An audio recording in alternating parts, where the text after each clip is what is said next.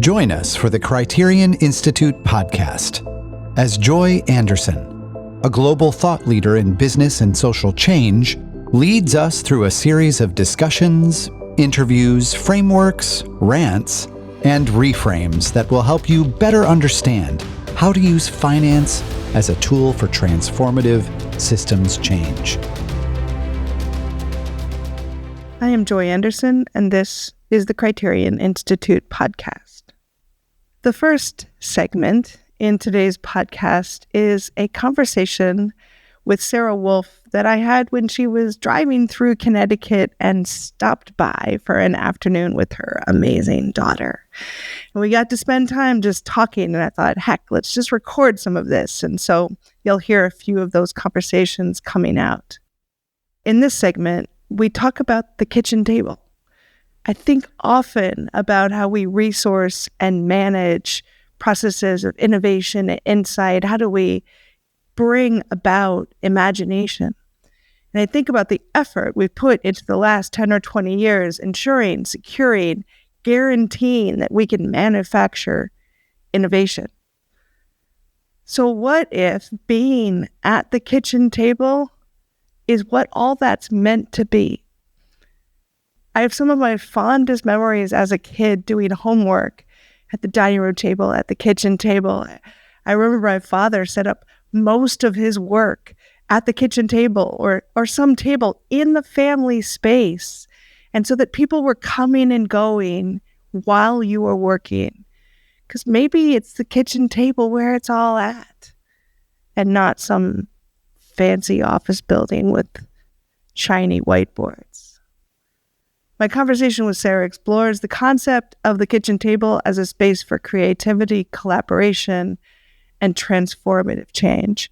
Sara is a remarkable leader. We have been friends for many years. She is a midwife working in impact investing. And her ability to tie those things together and ground it in tradition is remarkable.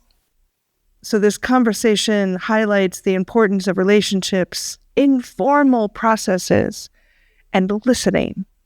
And it emphasizes the need to redefine success and challenge traditional norms. In the second segment, a new section I've dubbed practices, one of the practices we use at Criterion, which is about carrying around ideas. Maybe if the conversation with Sara is about the kitchen table, this is about the back pocket or the bottom of your pocketbook. The importance of testing ideas in conversations, being open to feedback and learning. Enjoy.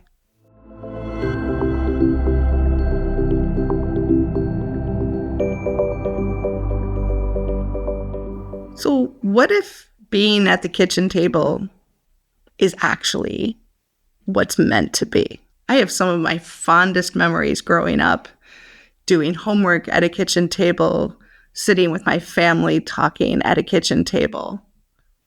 Maybe kitchen tables are where it's at, eh, Sara? I mean, absolutely. It's where things are at. It's, like they say, it's 1,000 cups of tea to really get something important done. To build a good relationship, you have to take that time. But kitchen tables is where everything happens. We have dinners with our family. We, get our children. We keep track of what our children are doing in terms of their homework or their activities. It's where we build businesses. Where we build businesses. Where we do the mending. It's the clean laundry gets folded on. Everything happens at the kitchen table. So why wouldn't the most creative? You built your business on a kitchen table. I did. So I was a baby midwife at the time, and was being told, start your own midwifery practice. There were no Indigenous midwives in Toronto at the time except me practicing. And the community was asking for an Indigenous focused midwifery practice. So I was like, okay, I'll try and figure out how to do this. Why not? I've been practicing midwifery for a year. I know everything, of course. And so I found a couple of student midwives who were Indigenous, and we, got together at my kitchen table and we had pot after pot of tea and built the strategy and built the proposal and, visioned and dreamed everything from what we were going to call it, which ultimately became Seventh Generation Midwives Toronto, to how we were going to operate and how we were going to distinguish ourselves. And it was great. We built this whole midwifery practice at the kitchen table. And then we all agreed that the practice would be based in my house. And so we ran the midwifery practice on the ground floor in the basement of my house. And I lived upstairs and had my babies upstairs. And as the practice grew, because we went from, just me and a couple of student midwives and one other practicing midwife to support us, we grew to 4 midwives and 6 midwives and then 8 midwives. And then when we were up to 10 midwives, by that point, there was no room in the practice anymore for big meetings. So we used to meet once a week to do case reviews. And so everyone would come up to my apartment and we would all sit around my kitchen table. And we started to see there was a need for a space for people to have birth in the community because they didn't feel safe in the hospitals. They didn't have homes to have their babies in. And so we said, well, we'll build a birth center. Let's start planning, envisioning, and strategizing around how we're going to do that. Well, where are we going to do that? Around the kitchen table. And we continued to do it that way. So then you built this building. We did. And then you finally got away from the kitchen table, right? Yeah, right. So I built this amazing, amazing birth center in Toronto in the inner city. And it was 12,500 square feet of just a remarkable, remarkable space, except there wasn't an office for myself. I totally, in all of the planning that we did not put an office for me to work in. And so I would literally go in and say, is there somewhere I can sit and squat today to do my work in the building? And more often than not, it was in the kitchen at the counter or at the kitchen table in the birth center. And so I continued to work around the kitchen table. And then there was this other thing that happened where I decided to leave midwifery and clinical practice, which was a big decision in and of itself, and then to transition to impact investing and social finance. And finally, for the first time in my life, had my own office, my own desk, my own chair, my own space that I could go into every day, work, and then leave at the end of the day. And 6 months in, we got a global pandemic and I got stuck working at my kitchen table.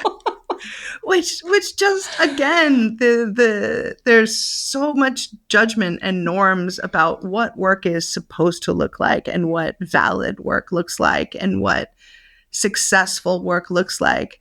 I remember a story of a woman who was working on maternal health, a device. She had come up with some way cool device that was revolutionary, and she was on the news and had big backers. And so they sent her to this accelerator to grow this beautiful business that she ran from her kitchen table. Yeah.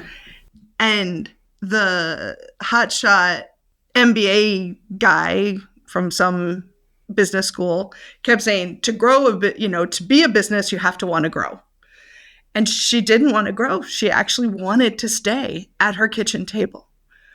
And then I walked in and she somehow thought, oh, she's going to be more helpful because I was talking about nonprofits and how you build a nonprofit. And, but one of the points that I was making was that starting a 501c3 in the United States can be really difficult. And so don't start one because you can't shut it down. You don't own it, so you can't just walk away from it.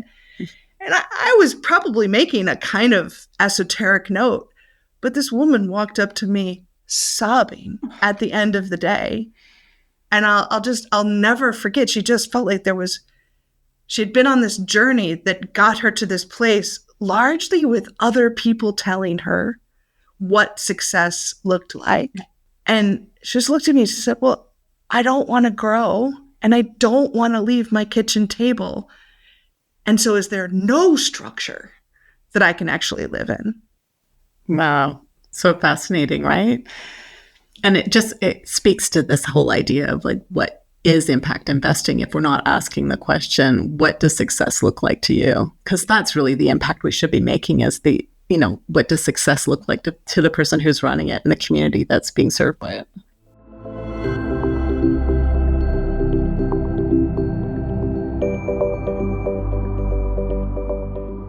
I think pretty often about how we resource, manage the processes of innovation. And I think we've put a lot of effort over the last 10, 20 years into ensuring, securing, guaranteeing that we can manufacture innovation. And so design shops, folks who focus on the design and development of new ideas, have turned these into processes and practices. And some of those actually are great, right? They've created more inclusive, the sort of thinking about who you invite to a session where you're going to design something, how to make sure there's stakeholders in that room. Some of these processes have gotten to more inclusion. Some of them have made it too expensive to do inclusion. And so one of the practices at Criterion is to lighten this process, to think about it as carrying around a set of insights in your pocket and testing them informally, rather than an intentional process of saying, I'm going to figure this thing out, and then doing everything I can to figure it out. Criterion has the remarkable gift of being able to say, what can we figure out? What are we figuring out? What just got figured out? And what do we do with it? So that we can be responsive to insights. And so part of this just requires that as we move to the next level, so we come up with an idea, we think about a way that you can use finance to, you think about a way to use finance to create change. And so, for example, I've been thinking about this idea of how trade finance could connect to sexual exploitation in supply chains. Been wandering around with that idea for a long time. How can we actually value the risks of sexual exploitation in specific supply chains? I've maybe written it down in a short white paper, but we've never actually had a whole design session to figure it out. But each time I take it out of my pocket, metaphorically, and I go, I wonder what people say in response to this idea. And then I bring it out in another room and I'm like, I wonder how people respond to it in this idea. And then somebody will say, ooh, that actually is connected to a thing we're trying to do in this agricultural supply chain. And so the currency of these insights becomes important. And what's interesting in that is informal processes, if they are intentional, can be more inclusive. You can be in a conversation with somebody who is working on issues of sexual exploitation, who's working on the ground, and you can throw this idea into a conversation more efficiently for us and for that grassroots leader that we're talking to than inviting them to come to a day-long meeting in Nairobi where we're going to figure all this out and they have to give us a day at a time. And so part of the stewarding of our resources and of the resources of particularly leaders who are strapped for time and who experience time poverty, to shift those power dynamics and have them be included, requires that we think about efficiencies in informality rather than building structures that ensure inclusion.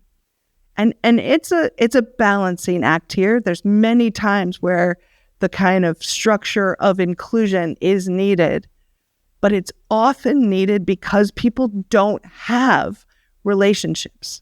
They don't know who to talk to.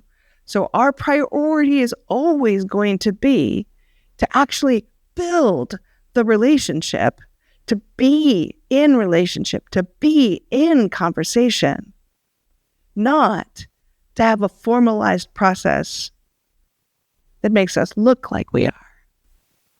So how do you start, right? What does it take to do this, and how do you get started? So part of it is having a set of ideas, wandering around with a set of ideas.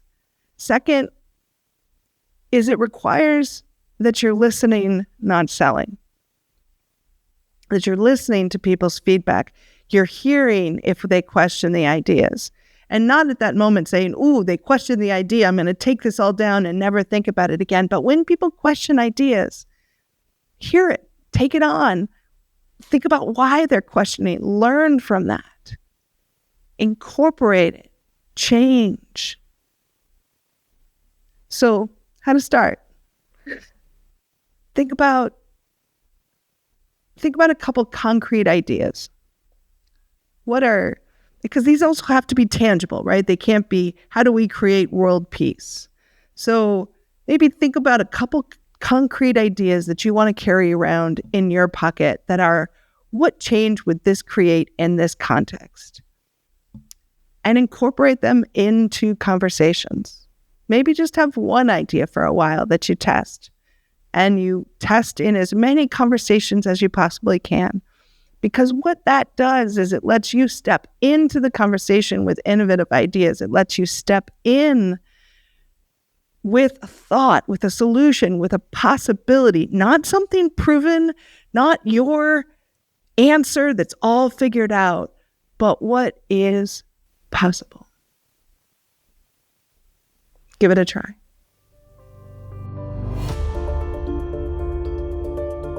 To learn more about our work, visit us at criterioninstitute.org. And if you're enjoying this podcast, please leave us a review on Apple Podcasts or Spotify.